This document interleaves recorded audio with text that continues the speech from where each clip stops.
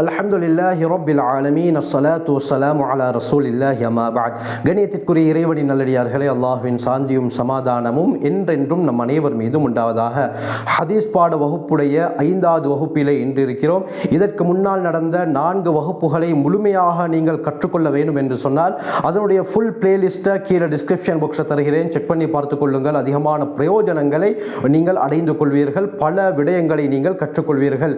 ஆக அந்த அடிப்படையில் இன்றைய பாடத்தில் நாங்கள் எதை பற்றி பார்க்க போகிறோம் என்று சொன்னால், கடைசி பாடத்தில் எப்படி ஹதீஸ்கள் எழுத்து வடிவத்திலே தோற்றம் பெற்றன என்ற விடயத்தை நாங்கள் பார்த்தோம். அந்த தொடரில் இன்றைய பாடத்தில் 1வது 2வது நூற்றாண்டில், ஹிஜ்ரியுடைய நூற்றாண்டில் எப்படி ஹதீஸ்கள் கோர்வை செய்யப்பட்டன, எதன் காரணமாக ஹதீஸ்கள் கோர்வை செய்யப்பட்டன என்பதை பற்றி தான் நாங்கள் தெளிவாக பார்க்க இருக்கிறோம். ஹதரத் ஸல்லல்லாஹு அலைஹி வஸல்லம் அவர்களுடைய காலம், இதே போல சஹாபாக்களுடைய காலத்துக்கு பின்னால் தாபிஊன்களுடைய காலத்தில் இந்த ஹதீஸ்கள் கோர்வை செய்யப்பட்டு எழுதப்பட்டன. இந்த ஹதீஸ்கள் எழுதப்படுவதற்கு, கோர்வை செய்யப்படுவதற்கு பிரதானமான 5 காரணங்கள் இருந்தன. இந்த காரணங்களுக்காகத்தான் பிற்காலத்தில் ஹதீஸ்கள் கோர்வை செய்யப்பட்டு எழுதப்பட்டன. 1வது ஹிஜ்ரி நூற்றாண்டில் தாபிஊன்கள் ஹதீஸ்களை தேடி கோர்வை செய்ய ஆரம்பித்தார்கள். அதற்கு பிறகு ஹிஜ்ரி 2வது நூற்றாண்டில் இந்த ஹதீஸ்கள் கோர்வை செய்வது பரவலாக நடைபெற்றது. இந்த ஹதீஸ்கள் ஒன்று திரட்டப்பட்டு இதற்கு உசூல்கள் அமைத்தது யார் என்று பார்த்தால் இமாமுனா ஷாஃபிஈ ரஹ்மத்துல்லாஹி அலைஹி அவர்கள் தான். ஹிஜ்ரி 150 இவர்கள் பிறக்கிறார்கள். இவர்கள் பிறக்கும் பொழுது ஹிஜ்ரி 150 இமாமுல் ஆதம் அபு ஹனீஃபா ரஹ்மத்துல்லாஹி அலைஹி அவர்கள் மரணிக்கிறார்கள். மரணித்த அதே வருடம் இமாமுனா ஷாஃபிஈ ரஹ்மத்துல்லாஹி அலைஹி அவர்கள் பிறக்கிறார்கள். இவர்களுடைய காலத்தில் அதிகமாக ஹதீஸ்கள் இட்டுக்கட்டப்பட்டு கொண்டிருந்தன. எந்த அளவுக்குன்னு சொன்னா, ஈராக்கில் எப்படி மீன் மார்க்கெட், இதே போல காய்கறி மார்க்கெட் என்று இருக்குமோ, இதே போல சூக்குல் ஹதீஸ், ஹதீஸ் மார்க்கெட் என்று ஒரு தனி கடை தெரு இருந்தது. அந்த கடை தெருவில் வெறுமனவே ஹதீஸ்களை இட்டு கட்டி கொண்டு இருப்பார்கள்.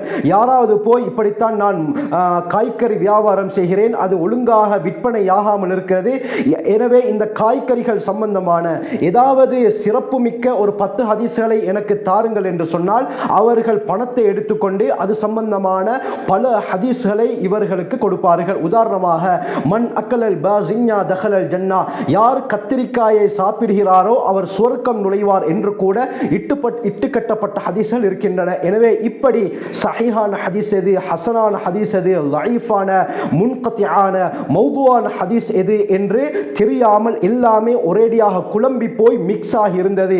எனவே இந்த ஹதீஸ்களை தனித்தனியாக பிரித்தெடுப்பதற்கு உலமாக்களுக்கு மிகவும் ஒரு கஷ்டம் ஏற்பட்டது. மிகப்பெரிய முயற்சியை இவர்கள் மேற்கொண்டார்கள். இந்த சந்தர்ப்பத்தில் ஈராக் வாசிகளிடத்திலே நல்ல பேச்சு திறமை இருந்தது. மதீனா வாசிகளிடத்தில் ஹதீஸ்கள் இருந்தன. ஹதீஸ்கள் இருந்தாலும் இவர்களுடைய பேச்சு திறமைக்கு முன்னால் இந்த மதீனா வாசிகள் தோற்று போய்கொண்டே இருப்பார்கள். பல சந்தர்ப்பங்களில் டிபேட்டுகள் 2 தரப்பினர்களுக்கும் நடக்கும். இந்த வாக்குவாதத்திலே மதீனா வாசிகள் தொடர்ந்து தோற்றுக்கொண்டே போவார்கள். ஏன்? மதீனா வாசிகளிடத்திலே இல்ம் இருந்தாலும் பேச்சு திறமை இருக்கவில்லை. ஈராக் வாசிகளிடத்திலே ஹதீஸ் கிடையாது, ஆனால் பல ஹதீஸ்களை இட்டுக்கட்டி அவர்கள் பேச்சு திறமையின் மூலமாக வெற்றி பெற்றுக் கொண்டிருந்தார்கள். இந்த விடயத்தை தெளிவாக அல் வஜீஸ் என்ற உசூல் ஃபிக்ஹ் சம்பந்தப்பட்ட கிதாபில் தெளிவாக சொல்லப்பட்டிருக்கிறது. இதுதான் அந்த கிதாப், அல் வஜீஸ் ஃபி உசூல் தஷ்ரீஇல் இஸ்லாமி, ஷாஃபி மذஹபுடைய முக்கியமான உசூல் ஃபிக்ஹ் சம்பந்தப்பட்ட கிதாப். இந்த கிதாபில் இந்த மதீனா வாசிகளுக்கும் ஈராக் வாசிகளுக்கும் நடந்த அந்த டிபேட்டுகளை பற்றி முழுமையாக சொல்லப்பட்டிருக்கிறது. ஆக இந்த சந்தர்ப்பத்தில் தான் இமாமுனா ஷாஃபிஈ ரஹ்மத்துல்லாஹி அலைஹி அவர்கள் உசூல் ஃபிக்ஹ்ல அர்-ரிசாலா என்ற மிக முக்கியமான ஒரு கிதாபை எழுதினார்கள். இந்த கிதாபை எழுதியதற்கு பிறகு மதீனா வாசிகள், ஈராக் வாசிகள் அனைவரையும் இவர்கள் ஒன்று திரட்டி இந்த ரிசாலா, உசூல் ஃபிக்ஹ், இதே போல உசூல் ஹதீஸ் சம்பந்தப்பட்ட பல விடயங்களை இவர்களுக்கு மத்தியிலே தெளிவுபடுத்தி இவர்களுக்கு மத்தியிலே ஒற்றுமையை ஏற்படுத்தினார்கள். இந்த விடயத்திற்கு பிறகுதான் இமாமுனா ஷாஃபிஈ ரஹ்மத்துல்லாஹி அலைஹி அவர்களுக்கு மஜ்மஉல் பஹ்ரைன், 2 கடல்களை ஒன்று சேர்த்தவர் என்ற சிறப்பு பெயர் கிடைத்தது. ஆகவே 2வது நூற்றாண்டு இருக்கிறது, மிக முக்கியமான நூற்றாண்டு. ஹதீஸ் கலை ஒன்று திரட்டப்பட்டது. அப்ப இந்த ஹதீஸ் கலை ஒன்று திரட்டப்படுவதற்கு, அதாவது ஸல்லல்லாஹு அலைஹி வஸல்லம் அவர்களுடைய எல்லா ஹதீஸ்களும் எழுத்து வடிவத்திலே வருவதற்கு முக்கியமான 5 காரணங்கள் இருந்தன. அதுல முதலாவது காரணம் என்னவென்று பார்த்தால், ஆரம்ப காலத்தில் ஹதீஸ்களை எழுத வேண்டாம் என்று ஸல்லல்லாஹு அலைஹி வஸல்லம் அவர்கள் தடை விதித்தார்கள். அதை பற்றி போன வகுப்புல தெளிவாக பார்த்தோம். பிற்காலத்தில் அதாவது உஸ்மானே கனி ரலியல்லாஹு அன்ஹு அவர்களுடைய ஆட்சி காலத்தில் இந்த பயம் முழுமையாக நீங்கியது. ஏன்? உஸ்மான் ரலியல்லாஹுடைய காலத்தில் குர்ஆன் தெளிவாக புத்தக வடிவத்தில் எழுதப்பட்டு எல்லா பகுதிகளுக்கும் அனுப்பி வைக்கப்பட்டது.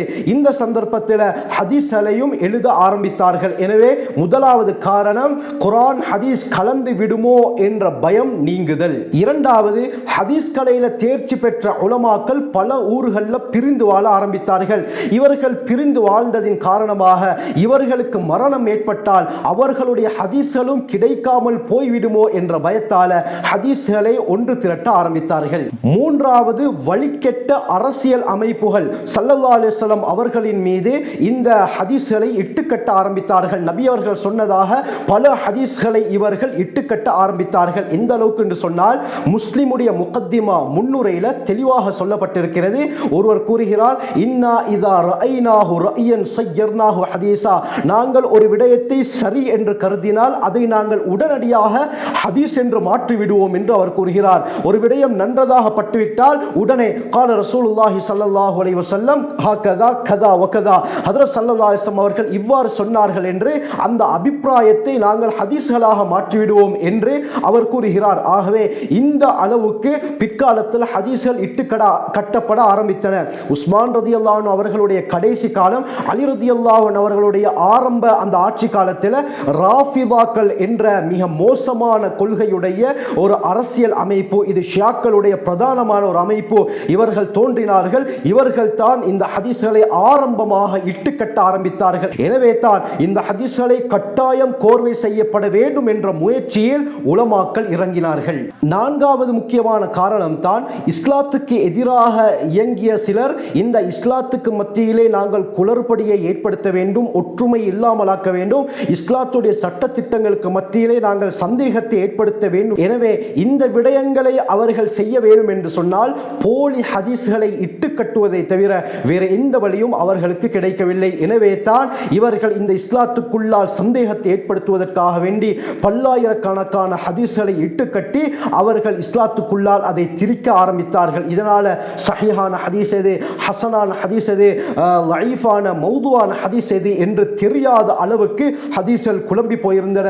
எனவே தான் இந்த ஹதீஸ்களை கோர்வை செய்வதற்கு உலமாக்கள் தீர்மானம் எடுத்தார்கள், மிகப்பெரிய முயற்சியில் இறங்கினார்கள். ஐந்தாவது முக்கியமான ஒரு காரணம் குறிப்பிடப்படுகிறது. சிலர் தங்களுடைய சுய லாபத்துக்காக வேண்டி என்ன செய்தார்கள், தங்களுடைய இந்த மதுஹபு தான் சிறந்தது, இதே போல தங்களுடைய கொள்கை தான் உண்மையானது என்று மக்கள் விளங்கிக் கொள்ள வேண்டும் என்பதற்காக வேண்டி தங்களுடைய மதுஹப் சம்பந்தப்பட்ட தங்களுடைய கொள்கையை பற்றி ஏற்கனவே நபி அவர்கள் முன்னறிவிப்பு செய்துவிட்டார்கள் என்ற அடிப்படையில் பல ஹதீஸ்களை இட்டுக்கட்ட ஆரம்பித்தார்கள். எனவே மக்களுக்கு மத்தியில் மிகப்பெரிய குளறுபடி ஏற்பட்டு பலர் என்ன செய்தார்கள், இந்த ஹதீஸ்களை பார்த்து அவர்களுடைய கொள்கைகளை ஏற்க ஆரம்பித்தார்கள்.